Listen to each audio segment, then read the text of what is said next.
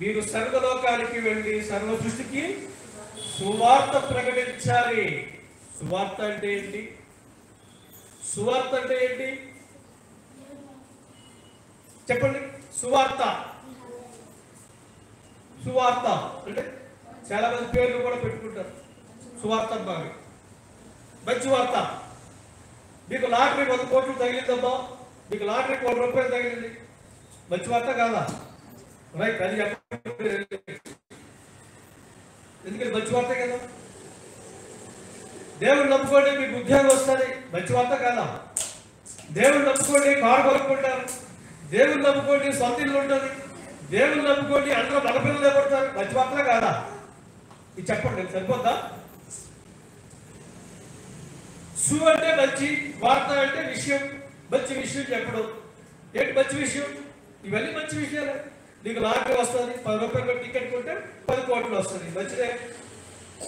యేసుని నమ్ముకో, నీకు ఆరోగ్యం వస్తుంది. యేసుని నమ్ముకో, కారు కొనుక్కుంటావు. యేసుని నమ్ముకో, ఇల్లు కొనుక్కుంటావు. యేసుని నమ్ముకో, అందరూ మగపిల్లలా పుడతారు. యేసుని నమ్ముకో, ఉద్యోగం వస్తుంది. యేసుని నమ్ముకో, ప్రమోషన్లు వస్తాయి. ఇవన్నీ మంచిగా చదవా వార్తలు. మరి చెప్తే సరిపోతా? సువార్త అంటే చాలా మంది ఏమనుకుంటుంటే మంచి వార్త అంటారు. ఏది మంచి, దేనికి మంచి అనేది మనం గమనించాలి. సువార్త యొక్క డెఫినిషన్ కొరింథీయులకు రాసిన మొదటి పత్రిక 15వ అధ్యాయము మొదటి 4 వచనాల్లో చక్కగా వ్రాయబడిందండి. సువార్త అంటే ఏంటో చెప్తూ ఉన్నాడు ఆయన. కొరింథీయులకు రాసిన మొదటి పత్రిక 15వ అధ్యాయము మొదటి 4 వచనాలు. మరియు సహోదరులారా, నేను మీకు ప్రకటించిన సువార్తను మీకు ఒకసారి రిమైండ్ చేస్తున్నాను. నేను ఏం చేస్తున్నాను? రిమైండ్ చేస్తున్నాను, గుర్తు చేస్తున్నాను మీకు. ఏంటది? మీరు దానిని అంగీకరించారు, దాని యందే నిలిచి ఉన్నారు. మీ విశ్వాసము వ్యర్థమైతేనే గాని నేను ఏ ఉపదేశ రూపముగా సువార్త మీకు ప్రకటించుకునో ఆ ఉపదేశమును మీరు గట్టిగా పట్టుకొని ఉన్న ఎడల ఆ సువార్త వలనలే మీరు రక్షణ పొందువారయ్యుందురు. జాగ్రత్త వినాలండి. నేను మీకు సువార్త ప్రకటించాను, ఆ సువార్తను మీరు గట్టిగా పట్టుకుంటే ఆ సువార్త వలన మాత్రమే మీరు రక్షణ పొందుతారు. అంతేనే కదా? చెప్పండి. సువార్త వలననే, ఓన్లీ బికాజ్ ఆఫ్ గాస్పల్. ఆ సువార్త వలన మాత్రమే నీకు రక్షణ. మిగతా దేని వల్ల నీకు రక్షణ లేదు. గుర్తుపెట్టుకోవాలి విషయాన్ని. సువార్త వలన మాత్రమే నీకు రక్షణ, మిగతా విషయాల వల్ల నీకు రక్షణ లేదు. ఏంటి ఆ సువార్త? నాకీయబడిన మూడవచనం, నాకీయబడిన ఉపదేశమును మొదట మీకు అప్పగించి తిని. సువార్త అంటే ఏంటంటే చెప్తున్నాడు ఆయన. సువార్త అంటే ఏమిటంటే నీకు లాటరీ వస్తుందని చెప్పడం కాదు, నీకు మగపిల్లలు పుడతారని చెప్పడం కాదు, నీకు పట్టిన వదిలిపోతాయని చెప్పడం కాదు, నీ కష్టాలన్నీ వదిలిపోతాయని చెప్పడం కాదు. సువార్త అదేమనగా లేఖనముల ప్రకారము క్రీస్తు మన పాపముల నిమిత్తము మృతి పొందెను, సమాధి చేయబడెను, లేఖనముల ప్రకారము 3వ దినమున లేపబడెను. ఇదండి సువార్త అంటే. మీరెళ్ళి సువార్త ప్రకటించడం అంటే అర్థం ఏంటంటే లేఖనముల ప్రకారము ప్రభువారు మరణించారు, లేఖనముల ప్రకారము ప్రభువారు సమాధి చేయబడ్డారు, లేఖనముల ప్రకారము దేవుడు 3వ దినమున ప్రభువారు లేచారు. ఇది సువార్త అంటే. ఇంతకు మించి వేరేదేమి కాదు. గుర్తుపెట్టుకోవాలి మీరు. మళ్ళా చదువుతున్న వినండి. అదే మనగా నాకు ఇయ్యబడిన ఉపదేశమును మొదటి మీకు అప్పగించి అదే మనగా లేఖనముల ప్రకారము క్రీస్తు మన పాపముల నిమిత్తము మృతి పొందెను. ఎవరి కోసం? మన పాపముల కోసం ఆయన మృతి పొందెను, సమాధి చేయబడెను, లేఖనముల ప్రకారము 3వ దినమున లేపబడెను. దిస్ ఇస్ గాస్పల్ అండి. అది సువార్త అంటే గాస్పల్. గాస్పల్ ఇంగ్లీష్ లో. గాస్పల్ అంటే ఏంటి? సువార్త అంటే క్రీస్తు యొక్క శిలువ మరణ పునరుద్ధానాన్ని గురించి చెప్పడమే సువార్త, ఇచ్చేవి లేదండి. యేసు ప్రభు వారు లేఖనాల ప్రకారం మన పాపకుల కొరకు చనిపోయారు, సమాధి చేయబడ్డారు, లేఖనాల ప్రకారం 3వ దినాన లేచారు. ఇది సువార్త. ప్రపంచ చరిత్రలో మరణాన్ని జయించి తిరిగి లేచిన ఒకే ఒక వ్యక్తి యేసు ప్రభు వారు. ఇతరులకు క్రైస్తవులకు ఉన్న తేడా ఏంటంటే ఇది ఒకటేనండి.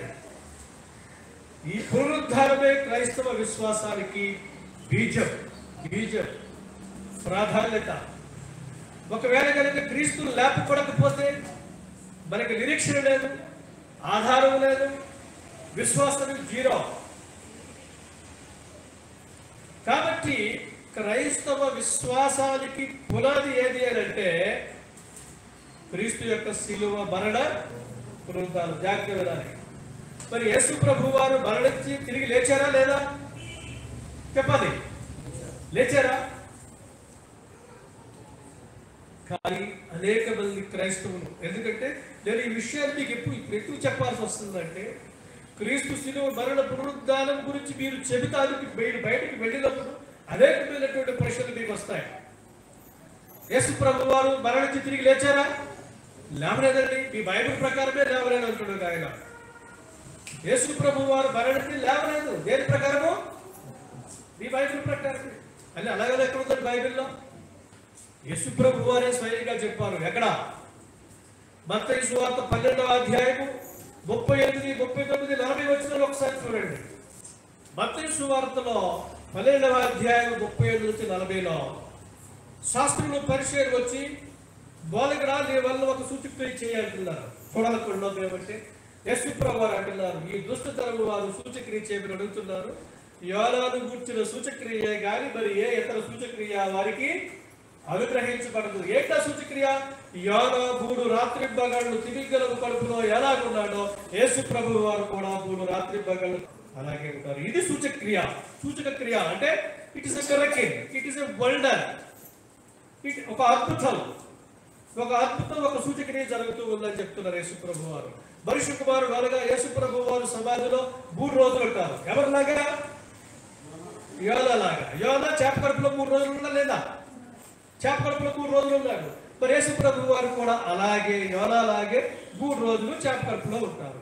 మరి ఇప్పుడు యోనా గారు చేప కడుపులో బ్రతుకున్నారా చనిపోయినారా చెప్పాలి? బ్రతుకున్నారు ఆయన. బ్రతుకున్నాడు ఆయన. ఎందుకని? ఎలా చెప్తున్నారు బ్రతుకున్నాడని? ఎలా చెప్తున్నారు బ్రతుకున్నాడని? ఆయన ప్రార్థన చేశాడు లేదా? మరి ఎలా చెప్తున్నారు చనిపోయారని? లేదైతే చనిపోయాడని నమ్ముతున్నాను నేను. ఎవరు? యోనా చేప కడుపులో చనిపోయి ఉన్నాడని నేను నమ్ముతున్నాను. కానీ చాలా మంది నమ్మరు. ఎందుకు నమ్మరు చెప్పండి? యోనా చేప కడుపులో ఉండి ప్రార్థన చేశాడా లేదా?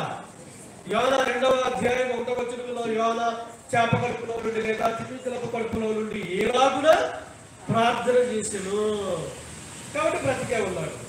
ఇప్పుడు ప్రశ్న, యేసు ప్రభు వారు ఏమని చెప్పారు? యోనా తిమింగలపు కడుపులో ఎలా ఉంటే లేడు 3 రోజులు సమాధిలో అలాగే ఉంటాడు. మరి యోనా తిమింగలపు కడుపులో బ్రతుకున్నాడు చనిపోయాడా?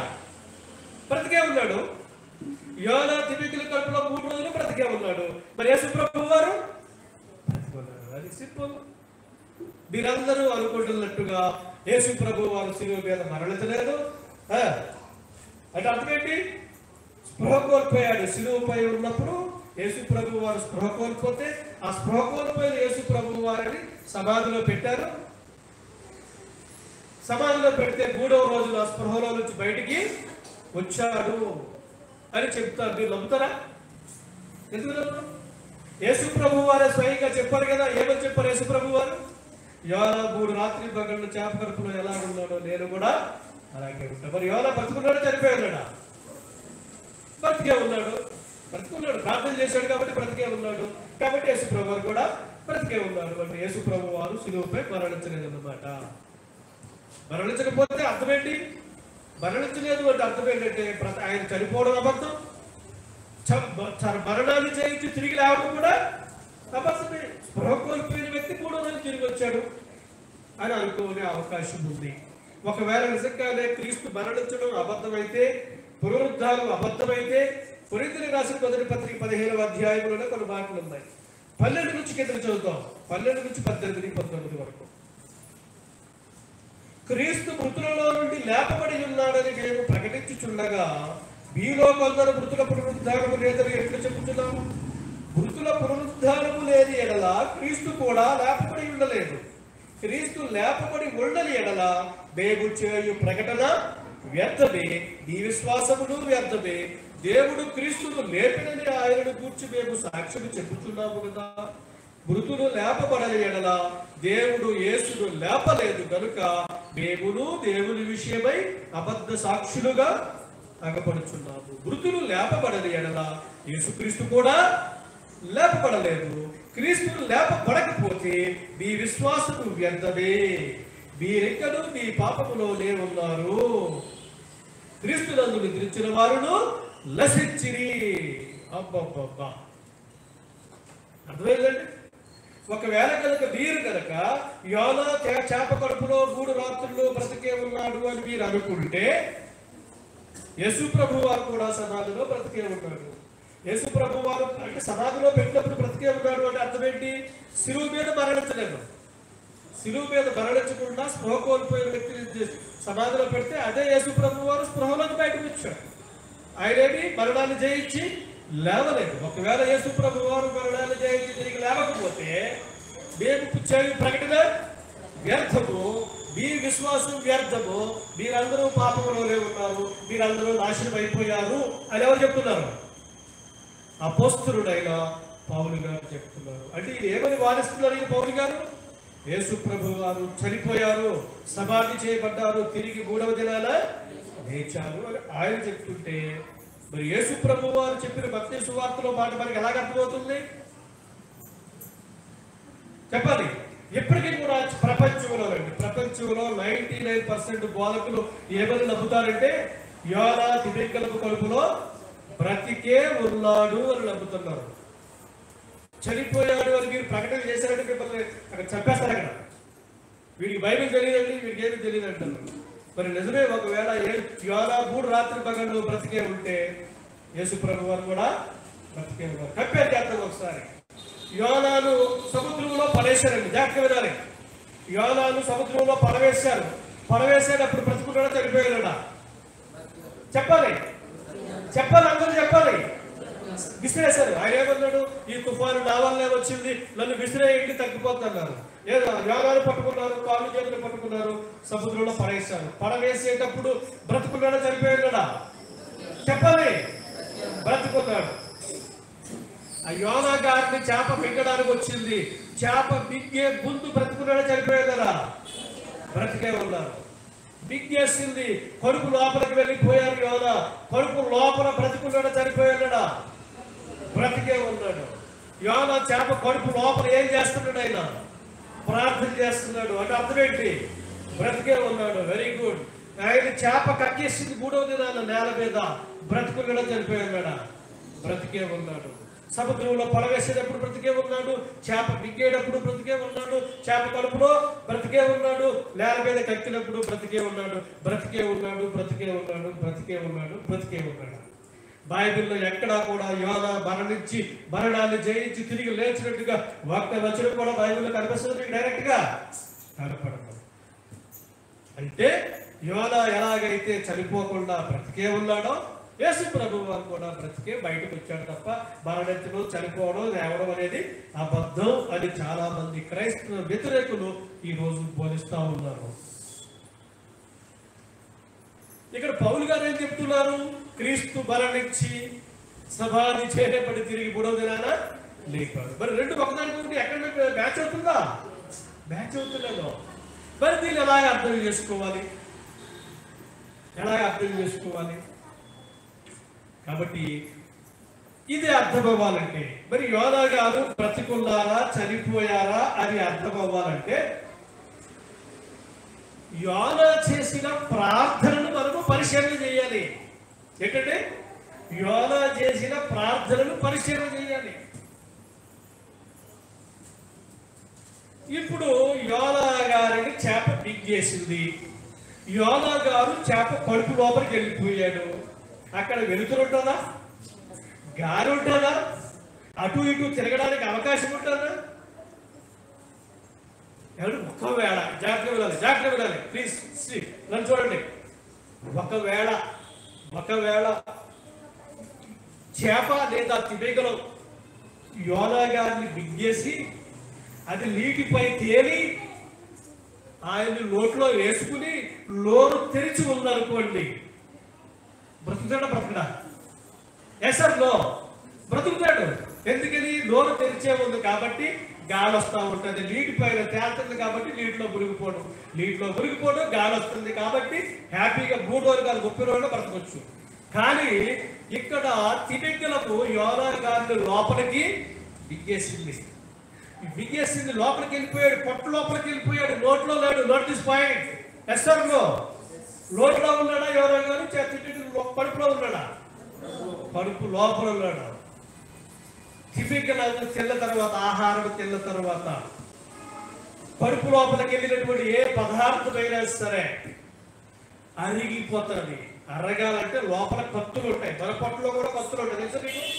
మనకు తిన్నటువంటి చికెన్ బొక్కలో, మటన్ బొక్కలో, చేప బొక్కలో అరగాలి అంటే ఏం చేయాలి?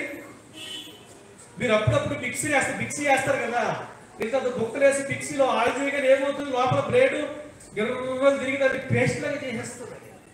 మీరు చికెన్ ముక్కలు తింటారు, మటన్ ముక్కలు తింటారు, బల విసర్జన చేసేటప్పుడు బొక్కలు పడతాయా? బొక్కలు పడవు, పేస్టే పడుతుంది. ఎందుకు? లోపల మెషిన్ పనిచేస్తుంది అనమాట. తిమింగలము కడుపులో కూడా ఏదైనా సరే ఆహారం తిన్నప్పుడు 15 నుండి 18 గంటల లోపు ఆ లోపల బెక్కబడినటువంటి పదార్థం ఏదైనా సరే బొక్కలు చేయబడి అరిగిపోయి బల రూపంలో బయటికి విసర్జింపబడాలి. అర్థమైందండి? అంత భయంకరంగా ఉంటుంది పరిస్థితి. లోపల కడుపులోకి వెళ్ళిపోయి జీర్ణ వ్యవస్థ తిరుగుతూ ఉంటే కత్తులన్నీ ఒక్కొక్కటి యోనా గారిని కొడతా ఉంటే ఏమని ప్రార్థన చేయాలి? ఆయన ఊపిరాడని స్థితిలో ఎలాంటి ప్రార్థన చేయాలి? కానీ భూకంపం వచ్చింది అనుకోండి, మొత్తం గోడలన్నీ మీ మీద కూలిపోయి అనుకోండి, ఎటు వెళ్ళడానికి వీల్లేదు అనుకోండి, ఎక్కడో చిన్న రంగులు కనిపిస్తా ఉంది దూరంగా, మీ పైన మొత్తం గోడ అన్ని కలిసిపోయింది, బయట మాటలు వినిపిస్తున్నాయి కానీ మీరు అరుస్తున్న మీ మాటలు బయటకు వెళ్తలేదు. కాళ్ళు మీద పడిపోయింది, బాడీ మీద గోడ పడిపోయింది, మీరు అరుస్తున్న మీ మాట బయటకు వెళ్తలేదు. మీ పరిస్థితి ఎలా ఉంటుంది? అప్పుడు మీరు ఏమని ప్రార్థన చేస్తారు? అటువంటి పరిస్థితులు చెప్పండి. దేవుడా, భగవంతుడా, రక్షించు తండ్రి, నేను కష్టాల్లో ఉన్నాను, ఇబ్బందుల్లో ఉన్నాను, ఉపద్రవంలో ఉన్నాను, ప్రాణాపాయ స్థితిలో ఉన్నాను, ఈ స్థితిలో నుండి నన్ను బయటికి రప్పించు ప్రభువా, బయటికి రప్పించు, కాపాడు తండ్రి, నా ప్రార్థన ఆలకించు ప్రభువా, ప్లీజ్ ఈ ఒక్కసారికి నా ప్రార్థన ఆలకించు, నాకు సహాయం చేయి, నన్ను బయటికి తీసుకురా, నన్ను రక్షించు అంటారా? వెళ్ళరా? ఎస్ఆర్లో చేప కడుపు లోపలికి వెళ్ళిపోయాడు, లోపల డైజెస్టివ్ సిస్టమ్ గిరగిర తిరిగిపోతా ఉంది, ఊపిరి ఆడటం లేదు, గాలి లేదు. అటువంటి పరిస్థితులలో ఉన్న యోనా దేవుణ్ణి ఏమని ప్రార్థన చేయాలి? దేవా, ఇక్కడ గాలి లేదు, ఊపిరి ఆడటం లేదు, ప్రాణాపాయ స్థితిలో ఉన్నాను, ఉపద్రవంలో ఉన్నాను, ఆపదలో ఉన్నాను, కష్టంలో ఉన్నాను, నా ప్రార్థన ఆలకించు, నన్ను బయటికి తీసుకురా, నన్ను రక్షించు, నా ప్రార్థన ఆలకించు, సహాయం చేయి అనాలి. ఎస్ఆర్లో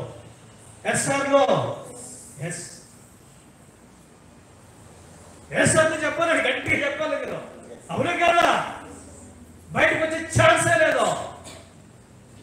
ఏమని ప్రార్థన చేస్తున్నాడు చూడండి ఒకసారి. ఏమని చేస్తున్నాడు చూడండి. కడుపులో నుండి యోనా గారు ప్రార్థన చేస్తున్నాడు. ఏమని చేస్తున్నాడు? దేవునికి ఎలాగో ప్రార్థన చేసిన, నేను ఉపద్రవములో నుండి యెహోవాకు మనవి చేయగా ఏంటండి? ప్రత్యుత్తరము ఇచ్చెను అంటే అర్థం ఏంటి? ఇచ్చెను అంటే గడిచిపోయేదిదా, ప్రస్తుతము జరుగుతుందే, జరగబోయేదా? చెప్పాలి. చెప్పాలండి. పాస్ట్ టెన్స్ జరిగిపోయింది. ఏంటండి? మళ్ళీ రిపీట్ చేయండి. నేను ఉపద్రవములో ఉండి దేవునికి బలవి చేయగా ఆయన నాకు. ఇప్పుడు యాక్చువల్గా ఏమని ప్రార్థన చేయాలి? ప్రభువా, ఉపద్రవంలో ఉన్నాను, నాకు జవాబు ఇయ్యి, నాకు ప్రత్యుత్తరం ఇయ్యి ప్రభువా, ఇవ్వు ఇయ్యి అని ప్రార్థన చేయాలి. అలా నేను ఉపద్రవంలో ఉండి ప్రార్థన చేస్తే దేవుడు నాకు ప్రత్యుత్తరం ఇచ్చాడు. అంటే ఏంటిది? జరిగిపోయిన విషయం. ఏంటంటే జరిగిపోయిన విషయం. నెక్స్ట్, పాతాళ గర్భములో నుండి నేను కేకలు వేయగా నీవు నా ప్రార్థన అంగీకరించి ఉన్నావు. 6వ వచనం చూడండి. నేను మరెల్లడికి ఎక్కి రాకుండా భూమి గడియలు వేయబడి ఉన్నవి. చాలండి. ఇక్కడ 3 మాటలు మనం పరిశీలన చేద్దాం. 3 మాటల్ని మనం పరిశీలన చేద్దాం. ఏంటా మాటలు అంటే 2వ అధ్యాయము 2వ వచనం. ఏంటండి? 2వ అధ్యాయము 2వ వచనం. దయచేసి ఒకసారి చదవండి. నేను ఉపద్రవములో ఉండి యెహోవాకు మనవి చేయగా ఆయన నాకు ప్రత్యుత్తరం ఇచ్చెను. ఏమండి, ఈ ఉపద్రవం దేని గురించి చెప్పండి మీరు? ఈ ఉపద్రవం దేని గురించి చెప్పాలి మీరు? బైబిల్ని అర్థం చేసుకోవడం అంటే ఇదే. ఏ ఉపద్రవం గురించి? దేవా, నేను చేపకడుపులో ఉన్నాను, ఉపద్రవంలో ఉన్నాను, నన్ను రక్షించు అలా. ఒకవేళ నేను ఉపద్రవములో ఉండి ప్రార్థన చేస్తే దేవుడు నాకు ప్రత్యుత్తరం ఇచ్చాడు అని అంటే అర్థం ఏంటి?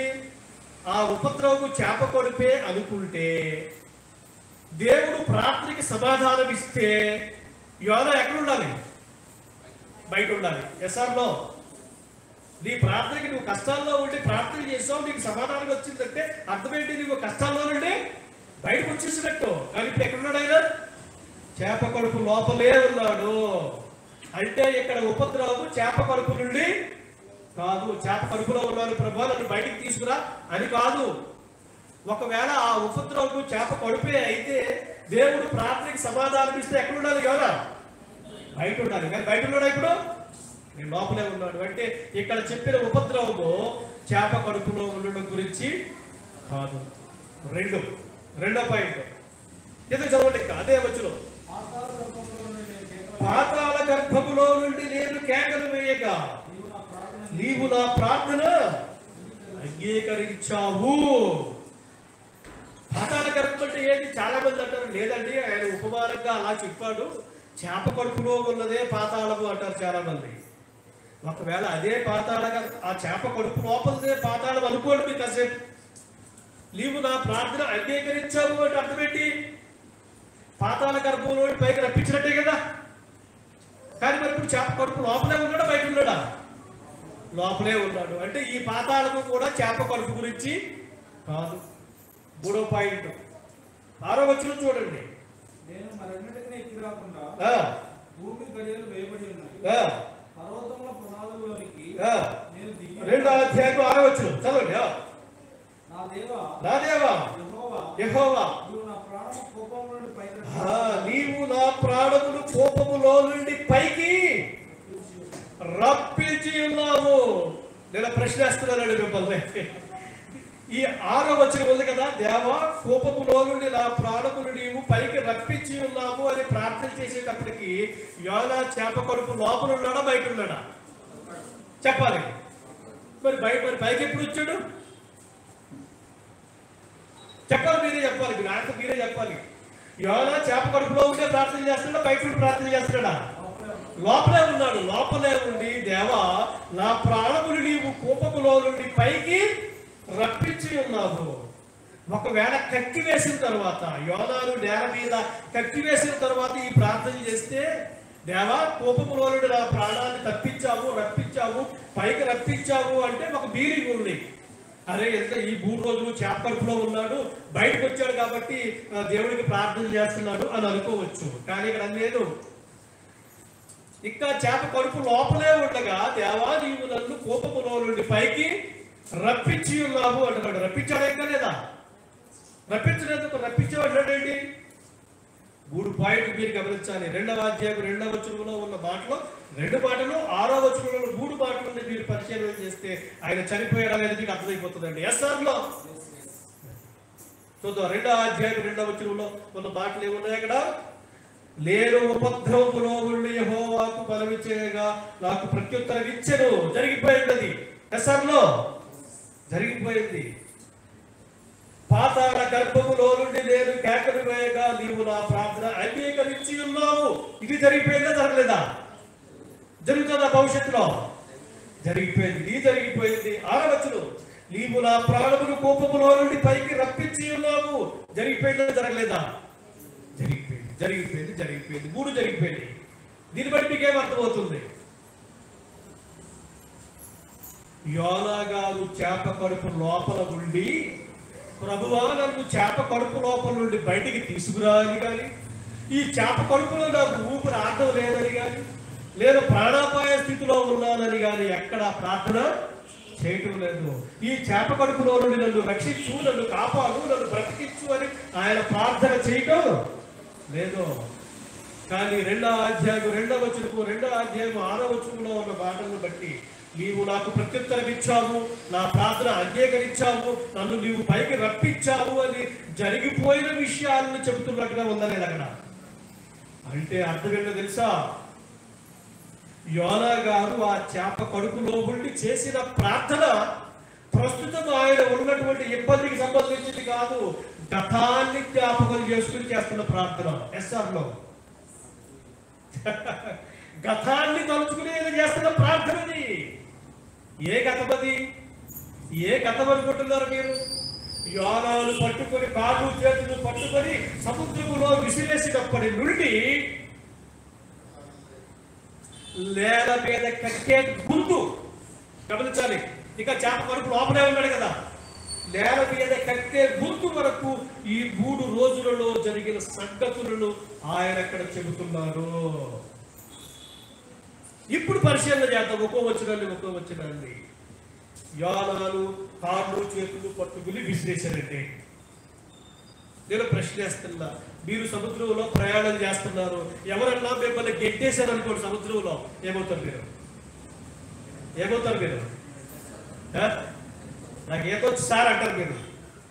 ఈత వస్తే బతుకుతారు కదా. ఈతొచ్చా? ఈత కొట్టాడా ఆయన? మనం అడుగుదాం. యోనా గారిని సముద్రంలో పడవేసినప్పుడు ఏమయ్యింది? రాసుకోండి ప్రశ్న. యోనా గారిని సముద్రంలో పడవేసినప్పుడు ఏమయ్యింది? ఏమై ఉంటుంది? బైబిల్లో ఉందా లేదా? చెప్పాలి. బైబిల్లో ఉందా లేదా? ఉందా లేదా? ఏమోనండి, నాకేం తెలీదు. యోనా గ్రంథము 2వ అధ్యాయము 3వ వచనం,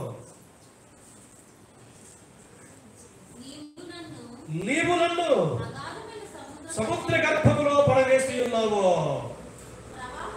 అప్పుడు ఏమైందో తెలుసా? యోనా గారిని కాళ్ళు చేతులు పట్టుకొని ఆ సముద్రంలో పడేయడం ఏమైందో తెలుసా? ప్రవాహములు నన్ను చుట్టుకొని ఉన్నవి, నీ తరంగములను, నీ కరుళ్ళను నన్ను కప్పి ఉన్నవి. ఏమైందండి? సముద్రములో పడవేయగానే అగాధ జలాలన్నీ కూడా యోనా గారిని చుట్టుముట్టేశాయి. నీ కరుళ్ళు, నీ తరంగాలు నన్ను చుట్టుకొని ఉన్నవి, కప్పి ఉన్నవి. ఏముంది అక్కడ? నీ కరుళ్ళు, నీ తరంగములను, నీ కరుళ్ళను నన్ను కప్పి ఉన్నవి. ఎవరండి ఆ బచ్చ మీద పడుకుంది? తెలియదండి. ఎందుకు తెలియదు? దుప్పడ కప్పుకుని పడుకున్నాడు. దుప్పడ కప్పేసుకున్నాడు కాబట్టి లోపల ఎవరుందో నీకు తెలియదు. అవునా కాదా? దుప్పడ మొత్తం కొంతమంది అరికాలు మొదలుకొని తల వరకు మొత్తం కప్పేసుకుంటారు. అప్పుడు అక్కడ పడుకున్నది ఎవరో తెలియదు మీకు. దాన్ని ఏమంటారు? కప్పుకోవడం అంటారు. ఇప్పుడు యోనా గారిని ఎవరు కప్పేశారు? నీ తరంగములను, నీ కరుళ్ళును, అంటే నాచు ఉంటాయి కదా. ఇక్కడ కింద చూడండి. పడవేయగానే జలాలు చుట్టుకున్నాయి, నీ తరంగాలు నీ కరుళ్ళు నన్ను కప్పి ఉన్నవి. 5వ వచనం ఎంత ఎలా కప్పుకున్నాయో చూడండి. ఏంటండి చెప్పాలి మీరు అందరూ గట్టిగా. ప్రాణాంతము వచ్చినంతగా జలములు నన్ను చుట్టుకొని ఉన్నవి, సముద్ర అగాధము నన్ను ఆవరించి ఉన్నది, సముద్రపు నాచు నా తలకు చుట్టుకొని ఉన్నది. గమనించాలి, తలకేం చుట్టుకుంది? ఏమండి ఒక్కసారి మీరు టవలేసేసి, మీరు టవలండి, మీరు మామూలుగా ఆ స్నానాలు ఒళ్ళు తుడుచుకునే టవల్ ఉంటుంది కదా, ఎవరన్నా వెనకాల నుంచి వచ్చి ఆ టవల్ మీ ముఖానికి కప్పేసి గట్టిగా పట్టుకుంటే మీ పరిస్థితి ఎలా ఉంటుంది? ఊపిరి ఆడదు అసలుకి. అటువంటిది సముద్ర అగాధంలోకి వెళ్ళిపోయిన తరువాత ఆయన తలకేం చుట్టుకుంది? నాచు చుట్టుకుంది. నాచు దట్టంగా ఉంటుంది, దాని లోపల నుంచి ఆక్సిజన్ రాగిది. నాచంతా తలకు చుట్టేసుకుంది. సముద్ర అగాధ జలాలు ఆయనను ఆవరించింది. అంటే టోటల్ గా మనిషిని కవర్ చేసేసింది. జలాలు నాచు తలకు చుట్టేసుకుందండి మొత్తం. బుక్కులు మూసుకుపోయి ఏమవుతాడు? 5వ వచనం మొదటి మాట చదవండి, చదవాలి. ఏంటండి 5వ వచనం మొదటి మాట, ప్రాణాంతము వచ్చినంతగా. ప్రాణాంతము అంటే చెప్పండి. సినిమా అయిపోయిందండి, నీకన్నా తెలుసు. ది ఎండ్, శుభం కాపీ పడిపోయింది అంటే అర్థమేంటి? ది ఎండ్, సమాప్తం అనమాట. ప్రాణాంతము అంటే అర్థమేంటి? ప్రాణానికి అంతము అంటే అర్థమేంటి చెప్పాలి. ప్రాణాంతం అంటే ఏంటి? మరణం. ఏమండి మీరు భలే చెప్తున్నారు. మీరు అక్కడ ఏముంది 5వ వచనంలో? ప్రాణాంతము వచ్చునంతగా అని ఉంది, కానీ ప్రాణాంతం వచ్చినట్టుగా లేదు. ఎస్ఆర్లో అది కూడా అర్థం చెప్పాలి మనం. ప్రాణాంతం వచ్చినంతగా, చచ్చిపోయేటంత పరిస్థితి వచ్చింది అంటే చచ్చిపోయినట్టు కాదు, అవునా కదా? ఇక్కడ చచ్చిపోయాడు లేదు, అక్కడ ప్రాణాంతం వచ్చినంతగా చుట్టుకున్నాయి. అంటే ప్రాణం పోయే పరిస్థితి వచ్చింది అని అర్థం తప్ప ప్రాణం పోయినట్టు కాదు, అవునా కదా? మరి ఎక్కడ ఉందండి ప్రాణం పోయినట్టు? ఎక్కడ చూపించండి. ప్రాణాంతం వచ్చినట్టుగా నాచు చుట్టుకుంది, నీళ్లు చుట్టుకుంది, ఊపిరాడని పరిస్థితిలో ఉన్నాడు, చనిపోయినట్టు లేదు కదా. 6వ వచనం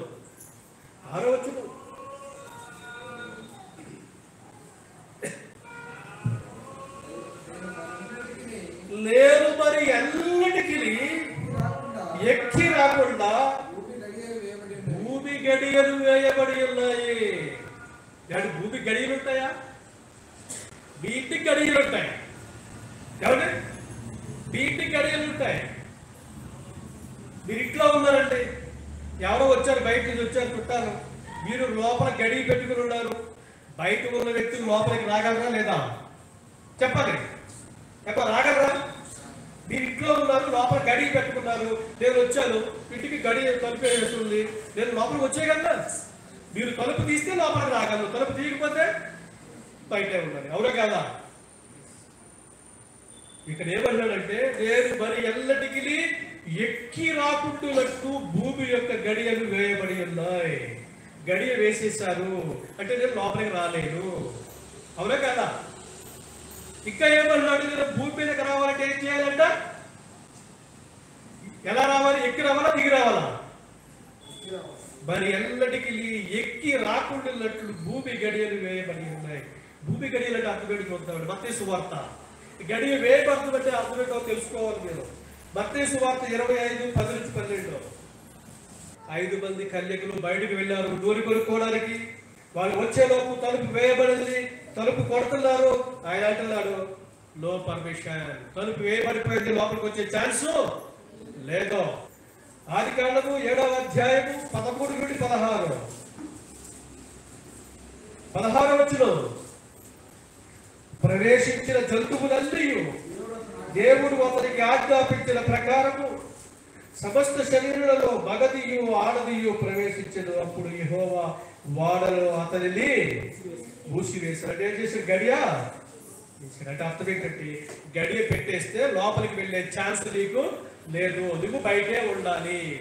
ఇప్పుడు యోనా గారు జాగ్రత్త వినాలి, లేదు భూమి మీదకి రాకుండా గడియ పెట్టేస్తుంది అంటే అర్థం ఏంటి? అసలు భూమి మీద ఉన్నాడా, భూమి బయట ఉన్నాడా?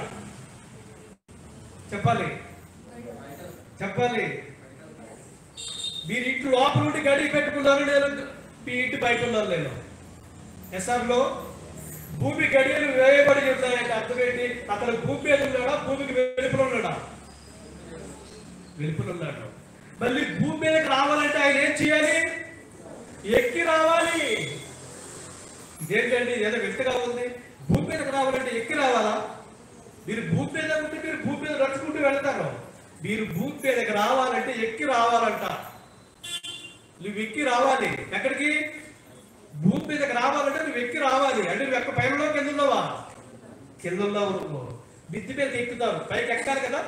మిద్ది మీదకి ఎక్కాలి అంటారు. అంటే అర్థం ఏంటి? నువ్వు ఎక్కడ నువ్వు కింద ఉన్నావు అంటే భూమి మీద లేడిగా. భూమి మీదకి ఎక్కి రాకుండా భూమి యొక్క గడియలు వేయబడ్డాయి అంటే అర్థం ఏంటో చూద్దామండి. ఆయన భూమి మీద లేడు. భూమి మీదకి రావాలంటే పైకి ఎక్కి రావాలంట. నువ్వు పైకి ఎక్కి రావాలి అంటే అర్థం ఏంటి? నువ్వు ఎక్కడికి వెళ్ళిపోయావు? కిందకి దిగిపోయావు అని అర్థం. గుర్తుపెట్టుకోండి. కొన్ని మాటలు మనం చూద్దాం. యెహెజ్కేలు గ్రంథం 31:14. యెహెజ్కేలు గ్రంథం 31:14. చివరి మాట చూడండి. చివరి మాట అదే వచ్చిన చివరి మాట అదండి. క్రింది లోకములకు పోవు నరుల యొద్దకు దిగువారితో కూడా మరణము పాలైరి. ఎవరు దిగిపోతారు? ఎవరు దిగిపోతారు? మరణము. చూడండి, క్రింది లోకములకు పోవు నరుల యొద్దకు దిగువారితో కూడా మరణము పాలైరి. 15వ వచనము చివరి మాట చూడండి. చివరి మాట పాతాళములోనికి నేను అతనిని దింపగా. ఎక్కడ దింపాడండి? ఎక్కడ దింపాడు? పాతాళములోనికి. 17వ వచనం చివరి మాట, చివరి పదం. పాతాళములకు అతడు హతము చేసిన వారి యొద్దకు దిగిరి. నోటీస్ పాయింట్ అండి. దిగిరి. 18వ వచనం 2వ లైన్. నీవు పాతాళములోనికి త్రోయబడి గదులై అక్కడికి దిగిపోయిన రాజుల యొద్దకు ఉల్దువు అంటే అర్థం ఏంటి? మీకు ఏం అర్థం అవుతుంది? దిగిపోవడం అర్థం ఏంటి చెప్పాలి? పాతాళానికి దిగిపోవడం అర్థం ఏంటి? చనిపోయారు. ఎంత క్లియర్ గా ఉందండి, ఎంత క్లియర్ గా ఉంది. కొన్ని మాటలు మనం చూద్దాం. ఫిలిప్పీ పత్రిక 2వ అధ్యాయం 9-10 వచనాలు. ఫిలిప్పీ పత్రిక 2వ అధ్యాయం 9-10 వచనాలు. ఎవరి కింద ఎవరు ఉంటారండి? వాళ్ళు ఉంటారా? మీరు సమాధానం తెలియదు కదా మీకు. అందుచేతను పైన పరలోకమందు ఉన్న వారిలో కానీ మనము ఉన్నటువంటి భూమి మీద ఉన్న వారిలో కానీ ఏంటంటే భూమి క్రింద ఉన్న వారిలో ఎవరు? వాళ్ళు భూమి క్రింద ఉన్న వారు ఎవరు చెప్పండి? చనిపోయిన వారు. భూమి లోపల గురించి కాదు, గుర్తుపెట్టుకోవాలి. మనం చనిపోయిన వారిని సమాధి చేసి ఎక్కడుంటారు? వాళ్ళు భూమి లోపల ఉంటారు. వాళ్ళ నేల తగ్గితే భూమి లోపల. ఇది వాళ్ళ గురించి కాదు. భూమి క్రింది లోకము, భూమి ఉన్న క్రింది లోకము, పైన పరలోకము, కింద భూలోకము, కింద పాతాళ లోకం. భూమి క్రింద ఉన్న వారిలో గాని అంటే కింద భూమి కింద ఎవరు ఉన్నారో లేదా? ఉన్నారు. ఉన్న వారిలో గాని ప్రతి వారి భోగాలు యేసు నామమున భంగాలే. ఇక్కడ ఆగని ఒక మాట చెప్తా మీకు. లోకాసు వార్త 16వ అధ్యాయంలో ఒక వచనం ఉంది. ధనవంతుడు లాజరు. ధనవంతుడు యాత్ర పడుతూ లాజరు లేవన్నాడు, అబ్రహాము లేవన్నాడు. లాజరుని పంపించి ఒక నీటి పొట్టు ఏమంటే అప్పుడు అబ్రహాము లేవన్నాడు. అక్కడి వారు ఇక్కడికి, ఇక్కడి వారు అక్కడికి రాకుండా మీకు మాకు మధ్య అగాధం ఉంది అంటున్నాడు. ఇది ఉపమానమా యథార్థ కాదా చెప్పాలి? ఉపమానమా యథార్థ కాదా? ఉపమానం కాదా? ఎందుకు చెప్పండి? ఇది యథార్థ గాథ. మీకెలా తెలుసు? ధనవంతుడు లాజరుది యథార్థ గాథ మీకెలా తెలుసు? ఉపమానం కూడా చనిపోయినట్టు చెప్పొచ్చు కదా. ఆ ధనవంతుడు అంటున్నాడు, అబ్రహామా, నాకు 5 సహోదరులు ఉన్నారు, వాళ్ళు నాకంటే పరమత మార్కులు, వాళ్ళు చచ్చిపోతే ఖచ్చితంగా నరకానికి వస్తారు, ఈ లాజరుని పంపించు అని అంటే అప్పుడు ఏమన్నాడు ఆయన? అక్కడ భూమి మీద మోషేయు ప్రవక్తలు ఉన్నారు, వారి మాట వినవలెను. ఉందా లేదా అక్కడ?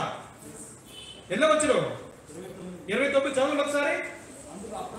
అందుకు అబ్రహాము వారి యొక్క మోషేయు ప్రవక్తలు ఉన్నారు, వారు మీ సహోదరులు వాళ్ళ మాట వినాలి అంటే అర్థం ఏంటి? ఈ గాథ ఎప్పుడు జరిగింది? ఈ సంఘటన ధనవంతుడు లాజరు సంఘటన ఎప్పుడు జరిగింది? ఎప్పుడు? ఎవరి కాలంలో? ఏ కాలంలో? 5 కాలాల్లో ఒక కాలం మనం పోయిన క్లాసులు నేర్చుకున్నాం కదా. ఏ కాలంలో ఉంది? మోషే బ్రతుకున్నప్పటికీ భూమి మీద బ్రతుకున్న కాలం అంటే ఏ కాలం అది? మోషే ధర్మశాస్త్రం అమలులో ఉన్న కాలము. నిజమైన సంఘటన అది. అంటే పాతాళం పైన పరలోకము, కింద భూమి, కింద భూమి కింద పాతాళం ఉందన్నమాట. 3 లోకాలు ఉన్నాయి. ఇప్పుడు కింద పాతాళంలో ఉన్న వాళ్ళు భూమి మీదకి రావాలంటే ఎక్కి రావాలా, దిగి రావాలా? చెప్పాలి. ఎక్కి రావాలి. ఒక మాట చూద్దాం. ఎఫెసీ పత్రిక 4వ అధ్యాయము. అందరూ తీయాలండి. ఎఫెసీ పత్రిక 4వ అధ్యాయము 8 నుండి కింద చూద్దాం. 8 నుండి. ఆయన ఆరోహణమైనప్పుడు చెరను చెరగా పట్టుకొని పోయి మనుషులకు ఈవులను అనుగ్రహించడం చెప్పబడి ఉన్నది. ఆరోహణమాయనగా యేసు ప్రభువు వారు భూమి యొక్క క్రింది భాగములకు దిగినదియు అర్థమిచ్చుచున్నది. యేసు ప్రభు ఎక్కడికి వెళ్ళారండి? భూమి యొక్క క్రింది భాగములకు వెళ్ళారంట. భూమి యొక్క క్రింది భాగాలు అంటే అది పాతాళానికి వెళ్ళాడు ఆయన. దొంగ ప్రభువాలను జ్ఞాపకం చేసుకోండి. యేసు ప్రభు ఏమంటారు? నేను నీవు నాతో పరదేశంలో ఉండమన్నాను లేదా? అదేనమాట. యేసు ప్రభు ఎక్కడికి వెళ్ళారు? పరదేశుకి వెళ్ళారు అనమాట. దిగినవాడు తానే సమస్తమును నింపునట్లు ఆకాశ మండలములన్నిటికంటే మరి పైకి ఆరోహణమైన వాడునై ఉన్నాడు అంటే అర్థమే చెప్పండి. యేసు ప్రభువు ఆరోహణమయ్యాడు. ఆరోహణం అంటే అర్థం ఏంటి? తక్కువ నుండి ఎక్కువ కదా. అసెండింగ్ ఆర్డర్ అంటే అర్థం ఏంటి? అసెండింగ్ ఆర్డర్ అంటే ఏంటి? తక్కువ నుంచి ఎక్కువ. మరి యేసు ప్రభువు వారు భూమి మీద నుంచి చనిపోయిన తర్వాత పరలోకం వెళ్ళిపోయారా, పాతాళానికి వెళ్ళారా? పాతాళానికి వెళ్ళి పాతాళంలో 3 రోజులుండి 3వ రోజున భూమి మీదకి వచ్చి అక్కడి నుంచి మళ్ళీ పైకి వెళ్ళాడు. ఆరోహణ బట్టి భూమి యొక్క క్రింది భాగములకు దిగినదియు అర్థమిచ్చుచున్నది కదా. అంటే అర్థం ఏంటంటే ఇప్పుడు యోనా గారి ప్రార్థన బ్యాక్ రండి. ఏమన్నాడు? లేరు మరి ఎల్లడికి ఎక్కి రాకుండా భూమి యొక్క గడియలు వేయబడి ఉన్నాయి. ఎక్కి రాకుండా అర్థం ఎక్కడికి వెళ్ళిపోయాడు? పాతాళానికి దిగిపోయాడు. అంటే అర్థం ఏంటి? సింపుల్ అండి. సింపుల్. ఎంతకు మించిన మీకు సాక్షి మీకు అవసరం లేదు.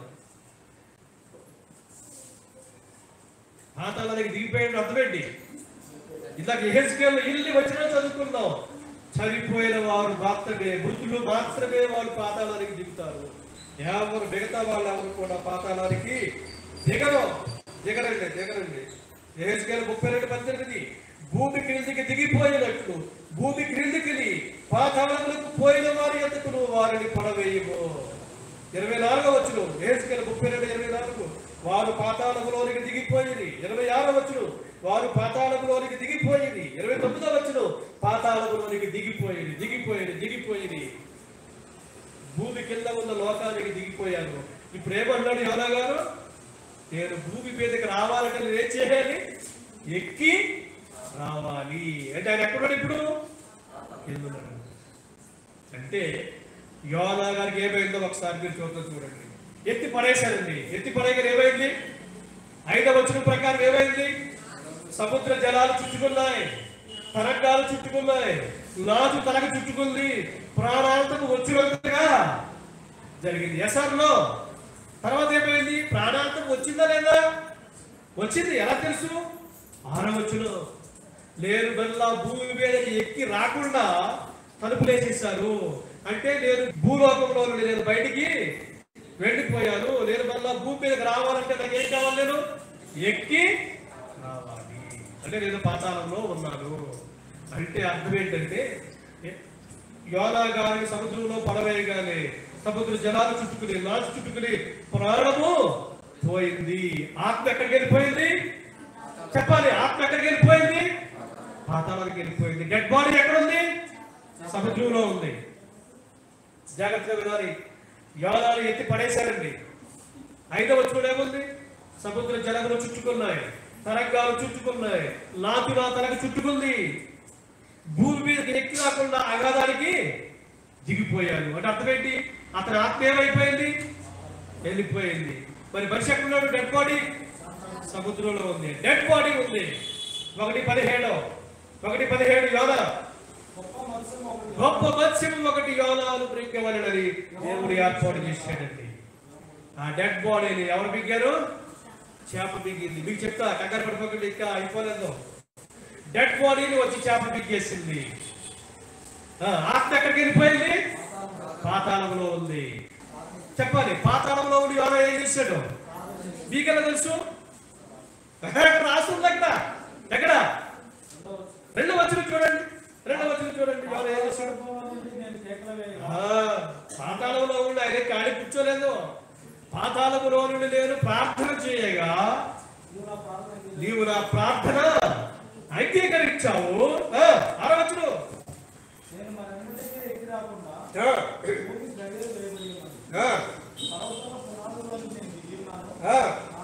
నా దేవా యెహోవా నీవు నా ప్రాణమును కోపములో నుండి పైకి రప్పించావు. హల్లెలూయా.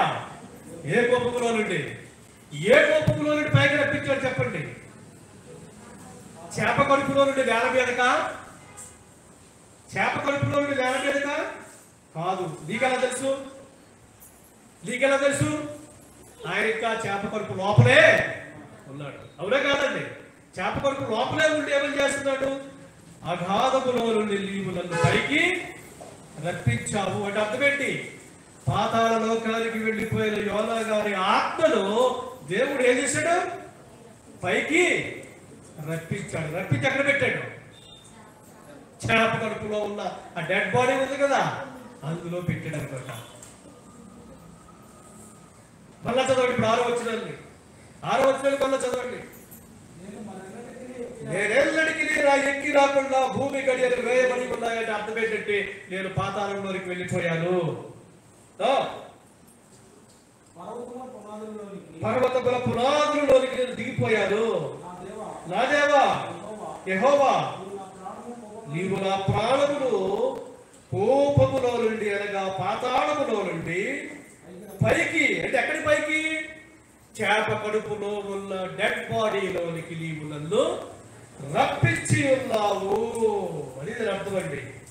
వచ్చిన తరువాత ఆ పాతాళ లోకములో ఉన్న ఆత్మ 3వ దినాన పైకి వచ్చి డెడ్ బాడీలో వచ్చిన తరువాత ఆత్మ శరీరము రెండు కలుసుకున్న తరువాత యోనా గారు ప్రార్థన చేశాడు అనమాట. అది నా సంగతి. ఇప్పుడు ఒక మాట చూద్దాం, ఇప్పుడు ఇక్కడ బెరకిల్ ఏంటి చెప్పండి, ఇక్కడ బెరకిల్ ఏముంది చెప్పండి. యోనా గారి జీవితంలో బెరకిల్ ఏంటి, సముద్రములో పడవేసిన వ్యక్తి చనిపోతే బెరకిల్, అది వాటి బెరకిల్. సూచక్రియ దేశం ప్రభుత్వం సూచక్రియ చేయమన్నారు, ప్రభు ఓ సూచక్రియ చేయమన్నారు. యోనాను సముద్రంలో పడేది చనిపోయాడు, అది బెరకిల్ ఏంటి, ఏదో బెరకిల్ ఉండాలి. ఏంటి బెరకిల్ చెప్పండి. చేప కడుపులోనికి వెళ్ళినటువంటి బాడీ 15 నుండి 18 గంటల్లో అరిగిపోయి విసర్జింపబడాలి. అవునా కదా, అది జరగలేదు అక్కడ. ఆయన డెడ్ బాడీ మామూలుగా మనిషిని సమాధి చేస్తే ఏమవ్వాలి, డెడ్ బాడీ కుళ్ళిపోవాలి. ఏదైనా తిమ్మికలో పిక్కితే అది లోపలికి వెళ్ళి అరిగిపోయి బయటికి విసర్జించబడాలి. ఇప్పుడు చూద్దాం బెరకిల్ ఏంటో. కీర్తన 16:10,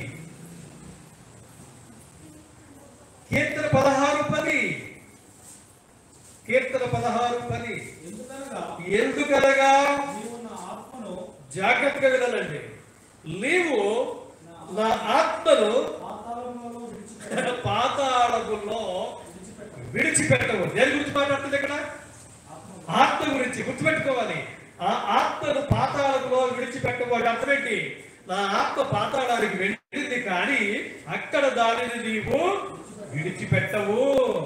బాగానే ఉంది, ఆత్మ గురించి అయిపోయింది. What about dead body? What about dead body? నీ శరీరం ఏ గురించి చెప్పబెట్టి మరి నీ పరిశుద్ధిని దట్ ఈస్ బెరకే. నీ పరిశుద్ధిని కుళ్ళు పట్టలేవు. శరీరము ఒకటి, ఆత్మ ఒకటి. యేసు ప్రభువు వారిని సమాధి చేశారంటే, యేసు ప్రభు వారు చనిపోయారు. చనిపోయినప్పుడు సమాధి చేశారు. డెడ్ బాడీ సమాధిలో ఉంది. ఆత్మ ఎక్కడికి వెళ్ళింది? పాతాళంలోకి వెళ్ళిపోయింది. చెప్తున్నాడు అదే, నీ పరిశుద్ధి నీవు నా ఆత్మను పాతాళంలో విడిచిపెట్టవు అంటే అర్థమేంటి? అక్కడ విడిచిపెట్టమని అర్థమేంటి? దాన్ని నీవు పైకి తీసుకొస్తావు. మరి డెడ్ బాడీ గురించి ఏంటి? సమాధిలో 3 రోజులు ఉంటుంది డెడ్ బాడీ. భర్త మరియా వాళ్ళ సహోదరుడు చనిపోతే యేసు ప్రభు వారికి తలుపు తీయబట్టి ఏమన్నాడు? వాడు చనిపోయి ఇప్పుడు 4 రోజులు అయింది, కంపు పడుతుంది. శరీరం కుళ్ళిపోయిన తర్వాత 3 రోజులకి మరి ఏం చేస్తామంటే డెడ్ బాడీని ఐస్ లో పెడతాం, మనం ఫ్రీజర్ లో పెడతాం. ఎందుకు? ఇప్పుడు ఎవరైనా మీ బంధువులు ఎక్కడ దూర ప్రాంతాల్లో ఉన్నారనుకోండి, వాళ్ళు వచ్చేదాకా మీరు ఆ డెడ్ బాడీ మామూలుగా ముచ్చిస్తే ఏమవుతుంది? బ్యాడ్ స్మెల్ వస్తుంది, కుళ్ళు కప్పు వస్తుంది. అందుకని ఏసీలో పెడతారు, ఐస్ వేసి ఒక ఫ్రీజర్ లో పెడతారు. యేసు ప్రభు వారి దేహము కుళ్ళిపోలేదు. Okay, this is the miracle. ఆత్మ పాతాళానికి వెళ్ళింది, అక్కడ విడిచిపెట్టబడలేదు. డెడ్ బాడీ పైనే ఉంది, అది కుళ్ళిపోలేదు. ఇది ఎవరి జీవితంలో పెరగలేదు? యేసు ప్రభు వారి జీవితంలో పెరగలేదు. సిమిలర్లీ యోనా జీవితంలో కూడా పెరగలేదు. అపోస్తలుల కార్యములు 2:27 చూడండి. అపోస్తలుల కార్యములు 2:27 నీవు నా ఆత్మను పాతాళములో విడిచిపెట్టవు, నీ పరిశుద్ధిని కుళ్ళు పట్టలేవు. 2 విషయాలు ఇక్కడ కూడా, ఆత్మ శరీరము. ఆత్మ ఎక్కడికి వెళ్ళిపోయింది? పాతాళంలోకి వెళ్ళిపోయింది. పాతాళంలోకి వెళ్ళిపోతే విడిచిపెట్టేసావా? విడిచిపెట్టలేదు. నువ్వు దాన్ని ఏం చేసావు? నీవు పైకి తీసుకొచ్చావు. 31 వచ్చిన క్రీస్తు పాతాళములో విడవబడలేదనియు ఆయన శరీరము కుళ్ళిపోలేదని దావీదు ముందుగా తెలుసుకున్నాడండి. 34 నుంచి 37 అపోస్తల కార్యములు 11వ అధ్యాయము. అపోస్తల కార్యములు 11వ అధ్యాయం 34 నుండి 37. మరియు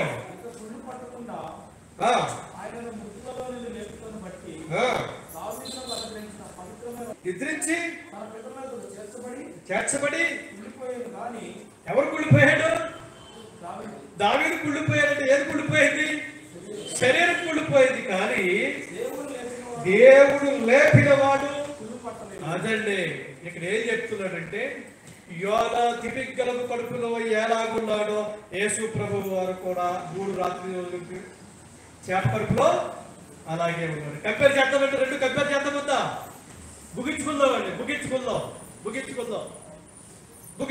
కంపేర్ చేద్దాం. యోనా గారిని యేసు ప్రభు వారి ఇద్దరిని కంపేర్ చేద్దాం. ఫస్ట్ పాయింట్, యోనాను ఎత్తి సముద్రములో పడవేశారు. సముద్రంలో పడవేశారు. ఏమైందప్పుడు? సముద్రంలో పడవేసినప్పుడు ఏమైంది చెప్పాలి. సముద్రంలో ఎత్తి పడేశారు. ఏమైంది? ఎంత బాధపడి ఉంటాడండి. 5వ వచనంలో ఏముంది అక్కడ? సముద్ర అగాధ జలములు చుట్టుకున్నాయి, నీ తరంగాలు చుట్టుకున్నాయి, నీ కరులు చుట్టుకున్నాయి, లాజు చుట్టుకుంది, ఊపిరాడక గిల్ల గిల్ల గిల్ల గిల్ల గిజ గిజ గిజ కొట్టుకుంటాడు. ఎస్ఆర్లో చెప్పాలి. మీరు బాధపడ్డా ఊరికే ప్రాణం పోతుందా? ఆయనను సముద్రములో పడవేసినప్పుడు ఎంతో నరక యాతన, మరణ యాతన అనుభవించి తన ప్రాణాన్ని కోల్పోయి ఉంటాడు. ఎస్ఆర్లో యేసు ప్రభు వారిని సిలువ వేసినప్పుడు కాళ్ళల్లో చేతుల్లో బేకులు కొడుతూ ఉన్నప్పుడు, కొరడాలతో కొడుతూ ఉన్నప్పుడు ఎంత యాతన అనుభవించుంటాడు ఆయన. ఎస్ఆర్లో కంపేర్ చేస్తున్నాం. ఆయన సముద్రంలో పడవేసినప్పుడు తరంగాలు, కరుళ్ళు, నాచు తుట్టుకున్నప్పుడు ఊపిరాడక ఎంతో యాతన గురించి ప్రాణాలు వదిలాడు యోనా. ఇక్కడ కూడా యేసు ప్రభు సిలువేసినప్పుడు కాళ్ళల్లో చేతుల్లో వేటు కొట్టినప్పుడు పళ్ళులతో పొడిచినప్పుడు తన మీద ముళ్ళ కిరీటం పెట్టి కొడుతూ ఉన్నప్పుడు ఎంతో యాతన అనుభవించి తన ప్రాణాన్ని కోల్పోయాడు. ఎసర్లో మ్యాచ్ అవుతున్న చూసుకోండి. యోనా 3 రాత్రి పగళ్ళు తిమింగల కడుపులో ఎలా ఉన్నాడో మనిషి కుమారుడు కూడా అలాగే ఉంటాడు. మ్యాచ్ అవుతుందా లేదా? ఒక పాయింట్ కంపేర్ చేస్తాం, రెండో పాయింట్ కంపేర్ చేద్దాం. యోనాను అక్కడికి వెళ్ళిపోయినప్పుడు ఆయన ఆత్మ ఎక్కడికి వెళ్ళింది చెప్పాలి, మీరు చెప్పాలి. మీకెలా తెలుసు? యోనా ఆత్మ పాతాళానికి వెళ్ళింది మీకెలా తెలుసు? ఉందక్కడ బైబిల్ 6వ వచనం ఉంది. లేదా పాతాళములో నుండి ప్రార్థన చేయగా నీవు నా ప్రార్థన ఆలకించావు. నేను భూమి మీదకి రావాలంటే ఎక్కి రావాలంటున్నాడు. అంటే యోనా గారి ఆత్మ పాతాళానికి వెళ్ళిపోయిందా లేదా? మరి యేసుప్రభు వారి ఆత్మ పాతాళానికి వెళ్ళిందా లేదా? నీకెలా తెలుసు? ఎనిమిది భాగములకు దిగిను దొంగోడుతూ దేవుడు చెప్తున్నాడు, యేసుప్రభు వారు చెప్తున్నారు, నేను నీవు నడపరచడానికి దేవుడు ఒక చేపను ఏర్పాటు చేశాడు. చేప లోపల, చేప కడుపు లోపల 3 దినాలు కూడా భద్రపరచబడింది. సమాధి లోపల యేసుప్రభు వారి శరీరము భద్రపరచబడింది. ఇక్కడ దొరకిలే చెప్పండి. చేప కడుపు లోపల ఉన్న యోనా గారు జీర్ణము చేయబడి విసర్జించబడాలి. అలాగే సమాధిలో పెట్టబడిన యేసుప్రభు వారి శరీరము కుళ్ళిపోవాలి. యేసుప్రభు వారి శరీరం కుళ్ళిపోయిందా? లేదు. ఎన్ని వచ్చి చదువుకున్నావు? నీ పరిశుద్ధిని కుళ్ళు పట్టనీయము, నీ పరిశుద్ధిని కుళ్ళు పట్టనీయము. క్లియర్గా ఉన్న వాక్యం. అక్కడ బ్యాచ్ అయింది, ఇక్కడ బ్యాచ్ అయింది. మరి ఆత్మ గురించి ఏంటి? నీవు నా ఆత్మను పాతాళములో విడిచిపెట్టము. 16:10 కీర్తన. అపోస్తలుల కార్యం 2వ అధ్యాయం, అపోస్తలుల కార్యం 13వ అధ్యాయం. నీవు నా ఆత్మను అక్కడ విడిచిపెట్టము. ఏం చేస్తావు? తీసుకొచ్చి ఇప్పుడు యేసుప్రభు ఆత్మ చక్కగా వచ్చేసింది. ఆత్మ పాతాళంలో యోనా గారి ఆత్మ పైకి వచ్చిందా లేదా? నీకెలా తెలుసు? యోనా గారే చెప్తున్నాడు ప్రార్థనలో, దేవా నా ప్రాణమును నీవు పాతాళములో నుండి పైకి రప్పించి ఉన్నావు. ఉందా లేదా? యోనా 2లో 2:6 ఉందా లేదా? మరి యేసుప్రభు వారి ఆత్మ పాతాళంలో పైకి వచ్చిందా లేదా? ఎక్కడ ఉంది? కీర్తన గ్రంథంలో ఉంది, అపోస్తలుల కార్యాల్లో ఉంది, ఎస్ఆర్లో. రైట్. 3వ దినాన అక్కడ నేల మీద ఏం చేసింది? చేప యోనాని కక్కి వేసింది. ఇక్కడ 3వ దిన యేసుప్రభు ఏమయ్యారు? పునరుద్ధరణయ్యారు. హల్లెలూయా. ఎంత కంపేరిజన్ చూడండి, ఎంత చక్కగా ఉందో. అంటే అర్థం ఏంటంటే యోనా గారిని ఎత్తి పడేసినప్పుడు సముద్ర తరంగాలు గుచ్చేసి తరంగాలు గుచ్చి నాసు చుట్టుకున్నప్పుడు ఊపిరాడక ప్రాణం పోయింది. ఆ డెడ్ బాడీని చేప మిగిలింది, ఆత్మ పాతాళానికి వెళ్ళిపోయింది.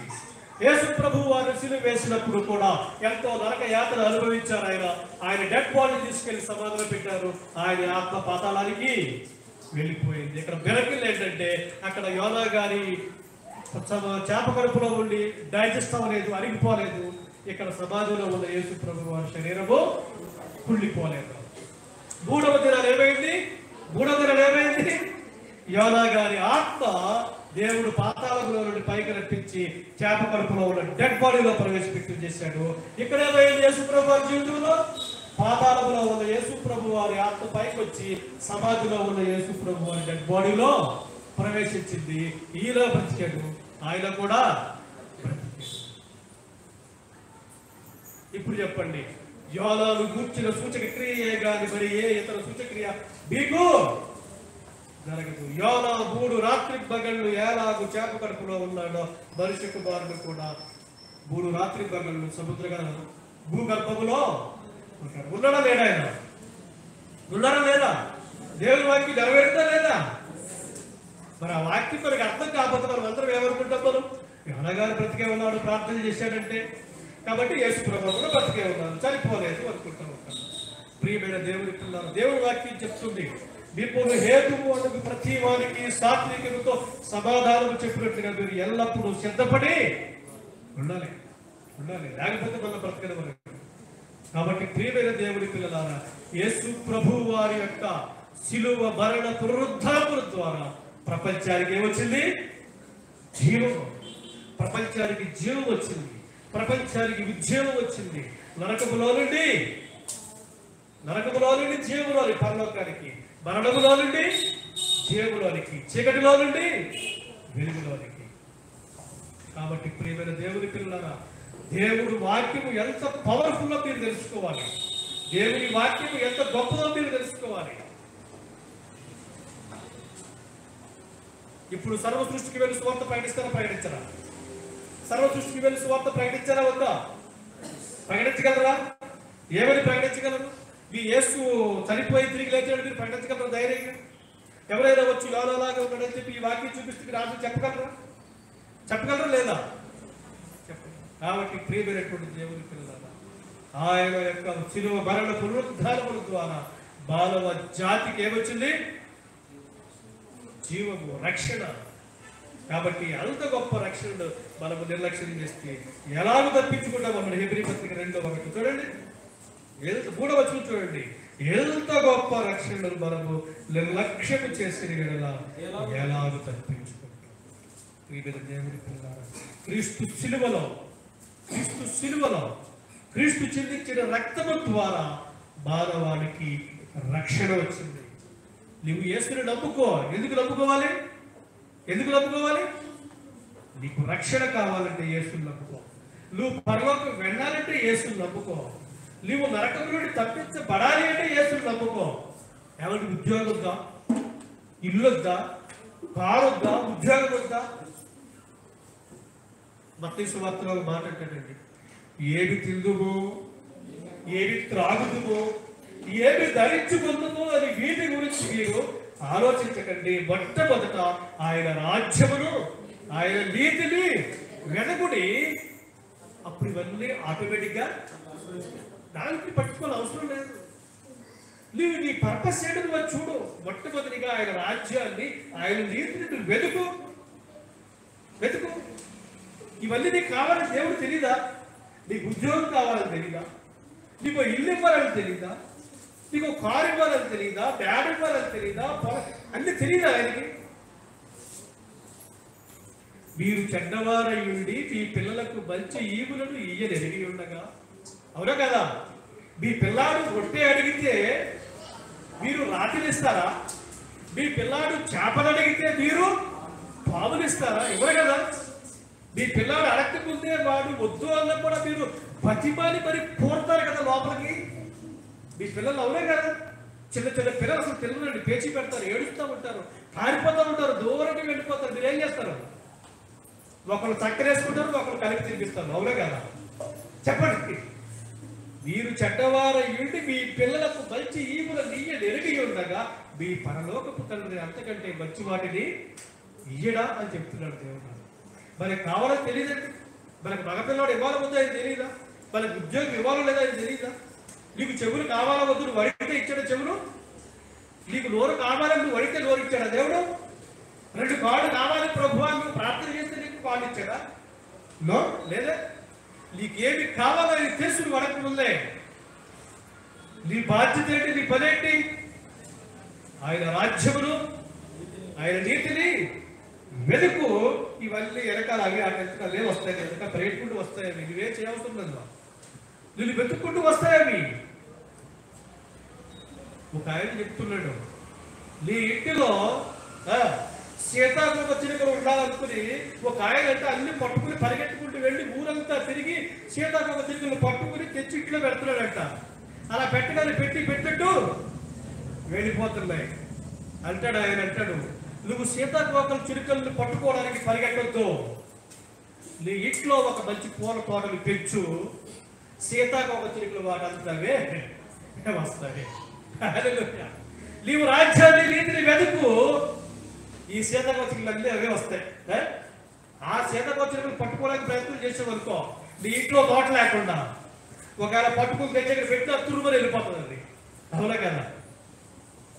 నువ్వు తోట పెంచుకో, మంచి పూల తోట పెంచు, మొక్కలు ఆ సీతాకోక చిలుకలు ఆటోమేటిక్గా వచ్చి వాడుతాయి. నువ్వు ప్రయత్నం అవసరం లేదు. నీ జీవితము ఫలభరితంగా ఉండాలంటే, సువాసన భరితంగా ఉండాలంటే నువ్వేం చేయాలి? ఆయన నీతిని, ఆయన రాజ్యాన్ని నువ్వు మొట్టమొదటిగా వెతుకు. అప్పుడు మళ్ళీ నీకు అనుగ్రహించబడు. దేవుని పిల్లలారా, ఆలోచించండి. మనం ఎంత ప్రభు కొరకు ప్రయాసకున్నామో. నీ కొరకు తన రక్తాన్ని ఇచ్చి నీ కొరకు తన ప్రాణాలనిచ్చి భయంకరమైన మరణ వేదనలు అనుభవించినటువంటి యేసు ప్రభు వారి యొక్క శిలువ మరణ పునరుద్ధానాన్ని ప్రచురించవలసిన బాధ్యత క్రైస్తవుడైన ప్రతి ఒక్కరిపైన